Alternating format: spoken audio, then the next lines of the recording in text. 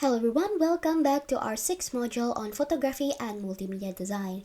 And today we're going to talk about image retouching and manipulation techniques in photographic design. Well, first we need to understand what is image retouching. By definition, it is the process of manipulating or refining a photograph to enhance its visual aesthetics. The primary focus of this is to remove imperfections or create a perfect impressions of said subject. Now, there are three main techniques in image retouching. First is skin and portrait retouching. Well, this focuses on making the skin look healthy and clear by removing the acne, redness, or even dark circles without losing the skin texture. Some tools that we could use is first spot healing brush. This instantly zaps small pimples or spot. Next is healing brush. This is like the spot tool, but you have to manually pick a clean skin areas to copy from. The third is patch tools. This is best for larger areas such as eye bags or wrinkles, where you can drag the bad areas to the good area. The fourth is clone stamp. This is making an exact copy of set pixels. This is great for fixing hair strands or distracting edges. The last but not least is dodge and burn, where dodge helps to lighten, especially brightens the eye bags, where burn darkens by helping adding contour and depth.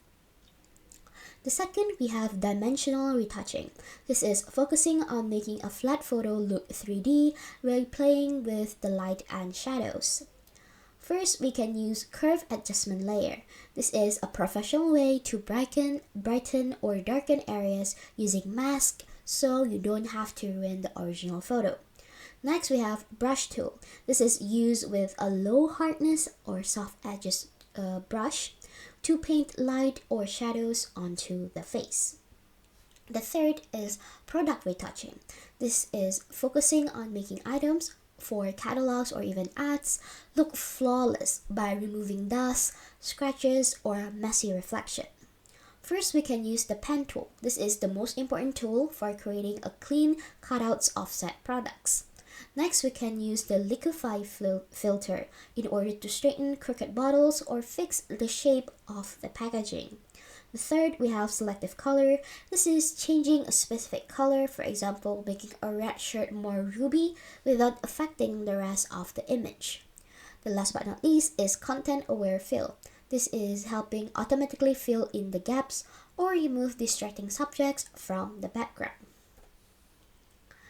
After we learn about image retouching, let's learn about image manipulation, where this is the process of significantly altering a photograph by adding, removing, or even combining elements from various sources to create a new reality that did not exist in the original image.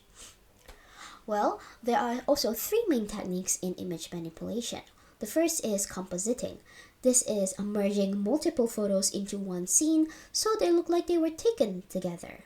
We can use layer mask that allows you to hide or show parts of a layer without deleting them forever. Next is smart objects. This help protect your image quality so you can resize it many times without it getting blurry. Next is blending modes. This help textures and shadows to blend naturally into the background as one cohesive image. The second is anatomical and perspective alteration.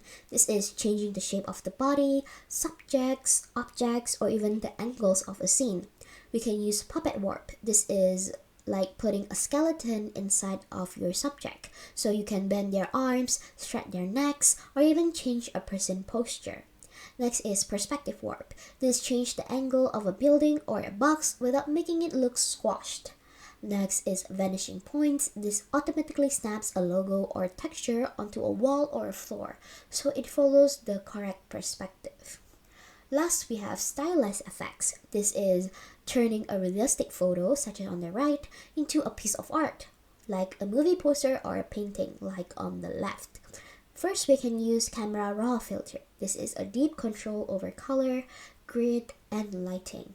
Or we can use custom brushes to add unique patterns, smokes, or even light flares manually.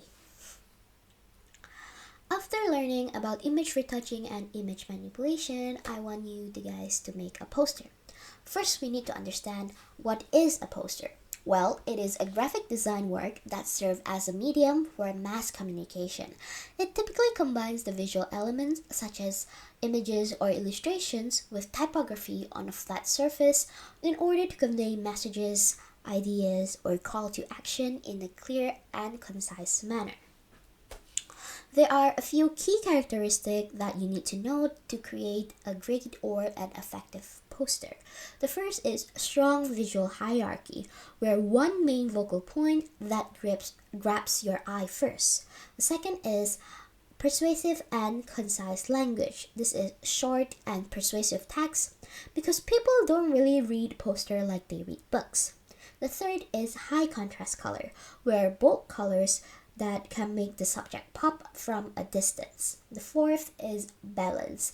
This means that you don't want your poster to be cluttered so that the audience can find the important info right away. The final one is legible typography. This means a large, clear font that can be read from several meters away. Now, there are a lot of design style in a poster. First is psychedelic. This is defined by its vibrant colors, surreal visuals, and even mesmerizing patterns. Next, we have modernism. This is defined by its abstractions and simplicity, often featuring sans serif typography, geometric shape, and a minimalistic grid system with a high contrast color in order to capture the audience's attention. Next, we have Art Deco. This is defined by its bold line, geometric shapes, saturated colors, and symmetry, thus creating an impression of luxury and glamour. Next, we have pop art. This is a style defined by its use of vibrant colors and pop culture imagery, often infused with irony and satire, while maintaining a simple yet visually bold aesthetic. Next, we have grunge. This is defined by its dark and somber mood, featuring irregular or even a distressed line and shape, commonly paired with gothic or punk aesthetic. Last but not least, we have Art Nouveau. This is defined by its organic shape, decorative frame, and earth tone or even pastel palettes with a flat imagery. And that's it for today. I hope that you guys learned something and see you next time. Bye bye.